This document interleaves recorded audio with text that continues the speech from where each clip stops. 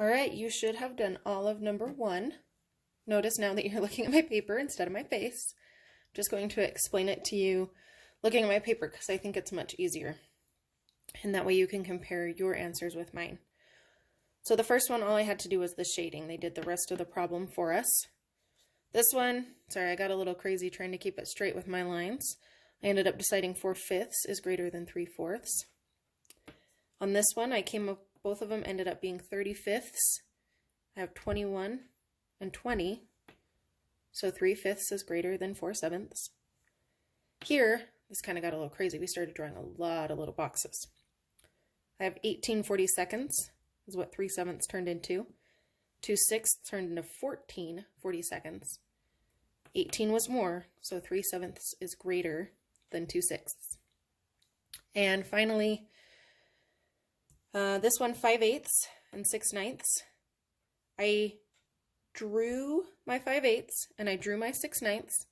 Then I divided this one into 9ths and this one into 8ths. And both pieces ended up being 72.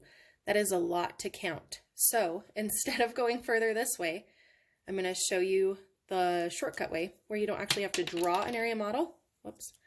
You can just do the multiplication. Now you might have noticed this already, but if you didn't, what I'm doing when we draw these area models is we're taking our two fractions, 5/8 and 6/9, and we are just multiplying this one by this denominator and this one by this denominator. Let me grab a whiteboard real quick so I have a little more room and I can show you what I mean.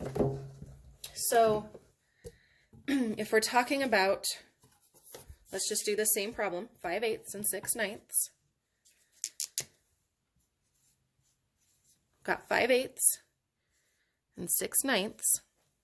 Now what I'm saying is we can take this fraction and multiply it by this denominator. That's exactly what we were doing. We were just doing it picture form, drawing a picture. But we don't actually have to draw the picture, because this will make them have the same denominator, and then I can compare them. 8 times 9, I already know that because I drew all those little boxes, is 72. 5 times 9, I can count by 5s, 5, 10, 15, 20, 25, 30, 35, 40, 45. So this one becomes 45 72nds. And then I'm going to do the same to this one, but I'm going to multiply it by this denominator. So I'm going to do the numerator and the denominator the same. Have to keep them equivalent. 6 times 8 is 48, one of my favorite multiplication facts. 9 times 8 is 72. I learned that right here and from the boxes. So now I have 45 72nds and 48 72nds. And now that the denominators are the same, I just have to know which number is bigger, which one is greater. And I know that 48 is greater than 45. So coming back to this, 6/9 would be greater than 5/8. Now I didn't do the last one yet because I wanted to do it with the multiplication way instead. So if I have 2/3 and 3/4, I'm going to take this fraction and multiply it by this denominator. Same to the numerator and the denominator. You have to keep them equivalent. 2 times 4 is 8, 3 times 4 is 12. Then I'm going to take this fraction and multiply it by this denominator. 3 and 3. Gotta keep it equivalent. Same to the top and the bottom. That makes 9/12. Now we have both of them are 12ths, and I just have to decide which is more. 9 is more than 8, so 3/4 is greater than 2/3. If this was really confusing, that's okay. I'm just showing you the multiplication that the picture is doing for us. So instead of having to draw all of this, I can just use multiplication.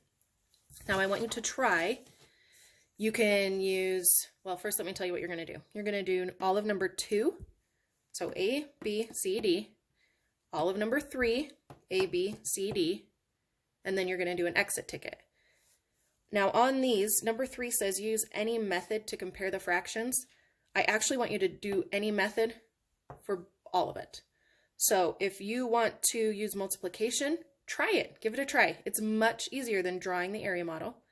But if you still feel more comfortable with the area model, you can use that way. Just know that it'll take a little longer.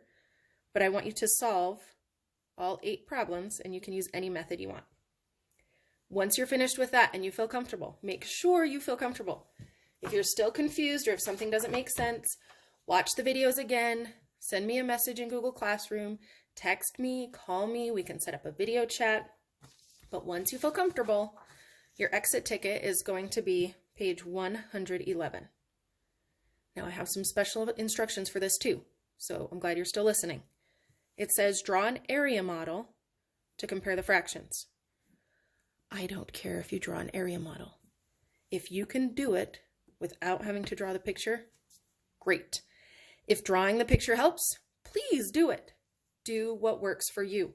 That is always what I tell you. Do what works for you. It doesn't change now that we're not actually in the classroom.